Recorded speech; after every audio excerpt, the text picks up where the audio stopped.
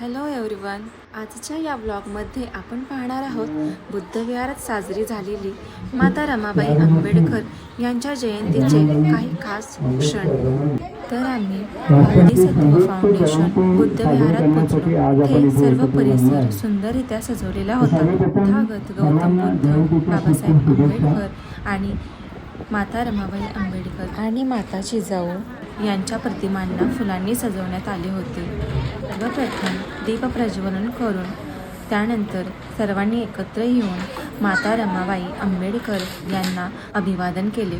त्यानंतर काही गीतांमधून रमाबाई आंबेडकर या त्यागाचे आणि संघर्षाचे वर्णन करण्यात आले. या गीतांनी संपूर्ण वातावरण भावनिक झाले.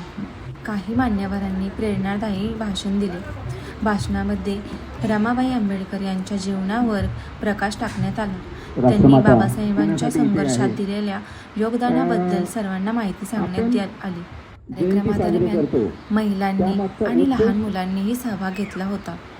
सर्वांनी रमाबाई आंबेडकर यांच्याविषयी आपले विचार व्यक्त केले. रमाबाई आंबेडकर यांचे जीवन आपल्याला शिकवून जाते की संघर्ष कितीही मोठा असला तरी संयम आणि धैर्याने तो जिंकता येतो. रमाबाई आंबेडकर यांचा संघर्ष आजही प्रत्येक स्त्रीला स्वाभिमानाने जगण्याची आणि शिक्षणाच्या मार्गावर चालण्याची प्रेरणा देतो. प्रत्येक यशस्वी पुरुषामागे एक खंबीर स्त्री.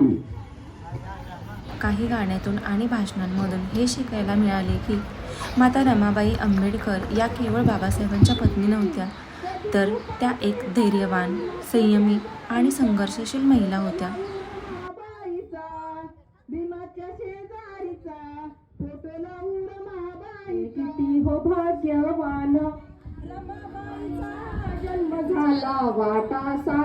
बुद्धविहारातील प्रत्येक सदस्य, महिला, पुरुष आणि वरिष्ठ नागरिक मोठ्या संख्येने, उत्साहाने आणि आनंदाने प्रत्येक कार्यक्रम पार पाडतात. बघून खूप छान वाटते.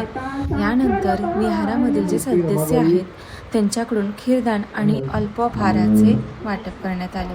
हा ब्लॉग बनवण्यामागचा उद्देश फक्त व्हिडिओ बनवणे नाही, तर माता रमाबाई आंबेडकर यांच्या जीवन कार्याचा आदर व्यक्त करणे हा होता.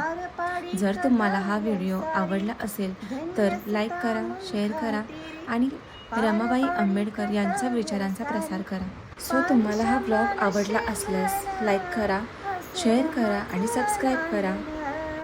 पाणी श्रमान शेंदन रमाचा नांदन, भीमाच्या संसारी कसटी पुर चांदन. हे नांदन नांदन होत रमाचं नांदन, भीमाच्या संसारी कसटी पुर चांदन, भीमाच्या संसारी कसटी पुर चांदन. रमाई